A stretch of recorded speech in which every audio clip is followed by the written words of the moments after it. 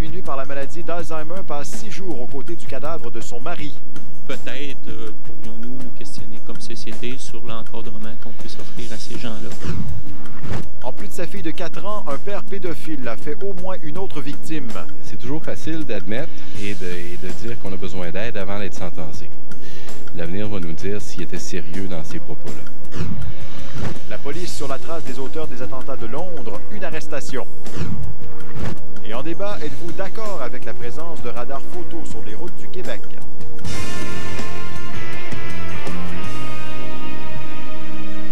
Il est 22h, bonne fin de soirée tout le monde. Honnêtement, cette histoire-là donne peur de vieillir. Une dame souffrant d'Alzheimer est restée 6 jours avec le cadavre de son époux à la maison, trop confuse pour demander de l'aide, donc 6 longs jours, je vous rappelle. C'est un camelot voyant donc la boîte aux lettres débordée qui a finalement alerté les policiers. La dame a été conduite à l'hôpital. Couple habitait sur la rue Saint-Adélard depuis plus d'une trentaine d'années. Mercredi dernier, un camelot s'est inquiété de voir le courrier s'accumuler. Il a contacté les policiers qui ont finalement découvert dans la résidence le corps sans vie de Roland Dupuis, âgé de 87 ans. Son décès remontait à au moins 6 jours. L'épouse de la victime, atteinte de la maladie d'Alzheimer, aurait été trop confuse pour réaliser qu'elle cohabitait avec un cadavre. Le coroner a ouvert une enquête. J'ignore pour l'instant, est-ce qu'elle a mangé convenablement. C'est des informations que je n'ai pas pour l'instant. La femme de Roland Dupuis a été conduite à l'hôpital Sainte-Croix de Drummondville. Elle ne conserverait aucune séquelle physique grave des événements. Pour l'instant, tout indique que la cause du décès de son mari est naturelle. Cette histoire bouleverse le voisinage.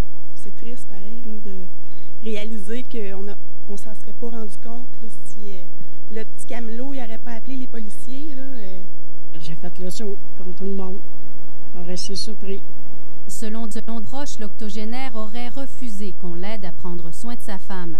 Il n'aurait pas été capable, je pense, de la placer.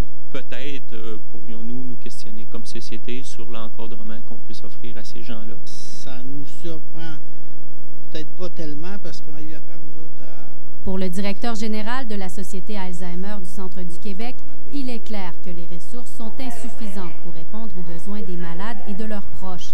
La maison myosotiste de Drummondville peut accueillir 10 personnes atteintes de troubles cognitifs actuellement. Au moins une douzaine d'autres sont sur la liste d'attente. Avec le vieillissement de la population, la situation ne fera que se détériorer.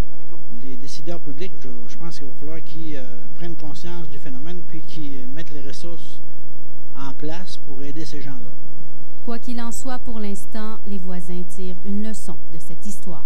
C'est facile de faire notre petite vie puis pas s'occuper de nos voisins autour, mais ouais, ça nous a remis un peu en question par rapport à ça. Là. Julie Saint-Laurent, TQS, Drummondville.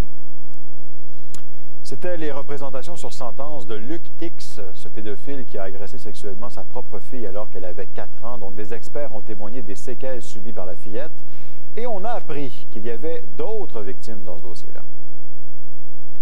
Les agressions sexuelles dont a été victime la fille de Luc X ont de graves conséquences sur son développement. C'est ce qu'est venu dire Aline Guillemette, travailleuse sociale à la direction de la protection.